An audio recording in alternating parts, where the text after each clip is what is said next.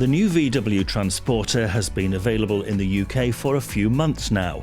British campervan converters have had a chance to get its measure and work out how to turn it into the next generation of VW campers.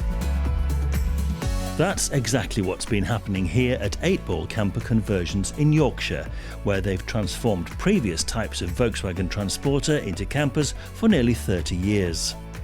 They'll be telling me how the T7 compares to its much-loved predecessors in a moment, but first, a bit of background on the new van. Let's not beat about any bushes. The new Transporter is controversial. Well, at least among VW campervan and Transporter fans it is. And that's because, and sincere apologies for using the F word, it's based on a Ford. The latest VW Transporter is built on the same platform as the Ford Transit Custom. Its engines are based on the Transit's Ford power plants, though VW has tweaked them. And unlike the 6 previous generations of Transporter built over the last 75 years, the new Transporter is not built in Germany.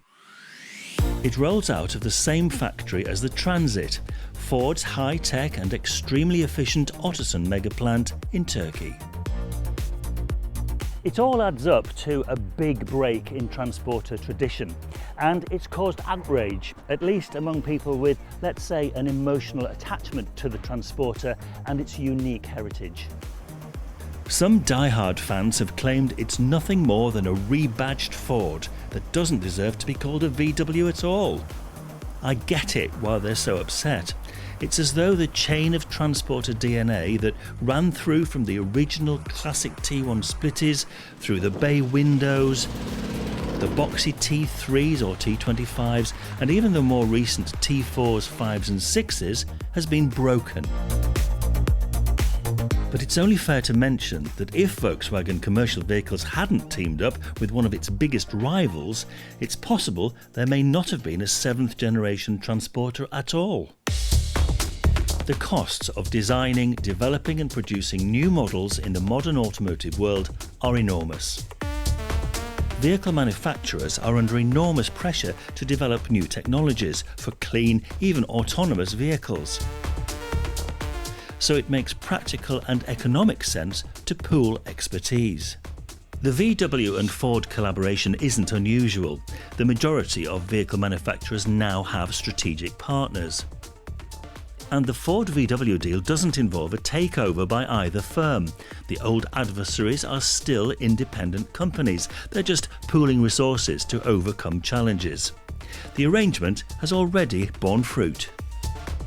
First, the latest VW Caddy and the Ford Transit Connect shared the same platform. VW was in the development driving seat for the Cityvan project, and both vans are built at Volkswagen's factory at Poznan in Poland. The fact that they're virtually identical didn't seem to upset anyone. Ford took the lead when it came to the pickup project. The latest Ford Ranger and the 2nd generation VW Amarok also share the same platform. There's more variation in styling and body panels to help differentiate these two macho machines. Ford's Silverton plant in South Africa is the main production centre for both of them. Then it came to the mid-sized van project. Ford took the reins again. The latest Ford Transit Custom range hit the European market in late 2023. And just over a year later, its almost identical twin, the new Transporter, went on the market. Ford fans seem to have been pretty chilled about the result. Transporter lovers, not so. Even the name of this new van is troublesome. VW insist on calling it the new Transporter. But how is that going to work if and when it's eventually replaced by the even newer Transporter? Volkswagen is happy to refer to it as the 7th generation of Transporter, and in its marketing celebrates its 75-year legacy. But VW seems to be making a point of not calling it the T7. To be honest, I've got absolutely no idea why, but one thing's for certain, that's what most people are going to call it. If you've got strong opinions, let's hear them. Subscribe, click on that bell icon because there's loads to comment on. The T7 and the Ford Transit Custom share the same platform and body shell. From the side, they're almost identical. The biggest difference is at the front. The Transit follows Ford's sharper, more angular style with its distinctive hexagonal grille. The VW's face is softer, smilier maybe. Some say it's reminiscent of the original T5 Transporter. That may be wishful thinking, possibly clutching at straws. At the back end, each company has gone for its own doors, tailgates and rear lights.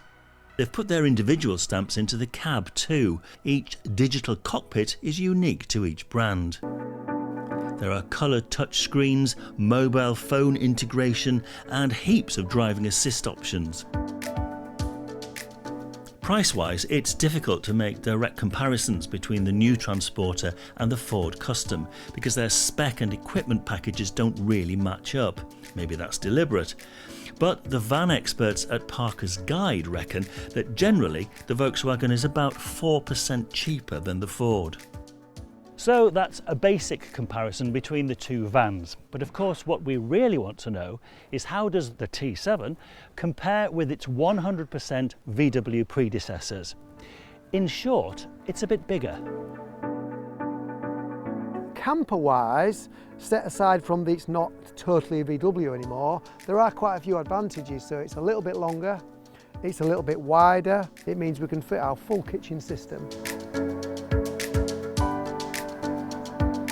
When we fit our seat system, we can always fit chair pods on the back and also have chairs in the back door, and you don't even notice they're there. Silly things like it's got an electric handbrake, so fitting front seat swivels is really easy. Where you mount the battery, there's more space under the driver's seat, and there's always a power point there for you to connect it really easy to. Water tank now is bigger, I think 30 litres and it was 18, just generally from a little bit more volume. We need to talk about payload. That's the amount of weight a van is allowed to carry safely. It includes the cargo and any passengers. At the launch of the new Transporter, VW press releases claimed that the maximum payload available in the new range of panel vans was 1,330 kilograms, 0.13 tonnes more than before, apparently. It just means that you can put a little bit more spec into the van and not have to worry too much about have I got enough weight left over. But we have to be a bit careful with this. Throughout the ages, the payload of Transporters, or rather the individual variants of them, has varied enormously. And that can depend on a whole host of things, including which engine and which gearbox is fitted. The official brochure for the T7 shows no less than 50 configurations of panel vans available, with payloads ranging from a minimum 767 kilograms to a maximum 1,280 kilos. The average payload for 6 all-electric options is 1,049 kilos. In converting both the Ford Transit Custom and the T7 Transporter into campervans, the team at 8Ball have delved into every nook and cranny of the new vans and studied them in the greatest detail. So what's their honest opinion about how the two vans compare? We've been converting the Transit for probably on and off about a year, and we've just got our T7. I always thought that they would be identical, but when you actually get to drive both of them and use them both, they are quite different. The Transporter is a lot quieter to drive, it drives a little bit nicer, the engine sounds different, the trims are all different inside, and generally I do think it's a nicer finished off vehicle, even though they're made on the same production line. Somehow VW have tweaked something, and the VW comes with 5 years warranty, 5-year service plan, which the Ford doesn't have.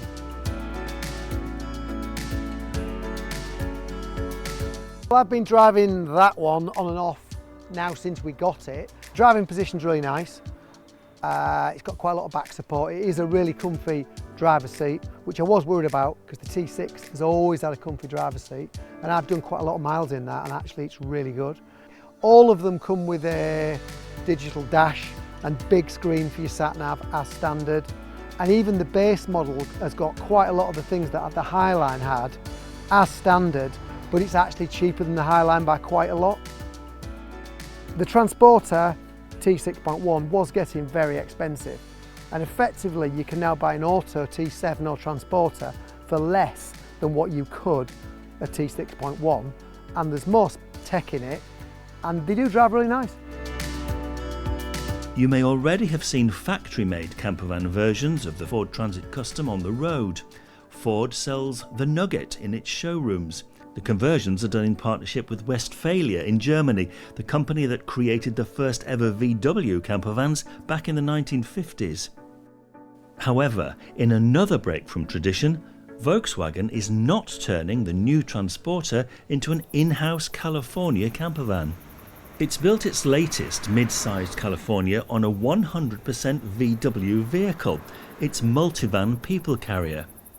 It's the first ever California to be built on what's effectively a car platform, so the first not to be built on a commercial vehicle.